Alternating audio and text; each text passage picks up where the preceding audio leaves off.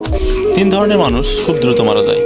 প্রিয় বন্ধুরা, অবশ্যই জানাবো এই তিন ধরনের মানুষ কারা। তো আপনারা অশ্লীল ভিডিওগুলোকে খুব দ্রুত দেখি প্রমোট করেন, সকলেই শেয়ার করেন, কিন্তু ইসলামিক ভিডিওগুলো শেয়ার করতে চান না। তো একটু অনুরোধ রইল, অবশ্যই শেয়ার করবেন। তো তিন ধরনের মানুষ খুব দ্রুত মারা যায়। তারা কারা? যারা অতিরিক্ত পাপ কাজ করে, যারা আল্লাহর সাথে শিরক করে, যারা মানুষকে অন্যায়ভাবে অত্যাচার করে, মোট কথায় যারা অতিরিক্ত পাপাচারে লিপ্ত, তারা খুব দ্রুত মারা যায়।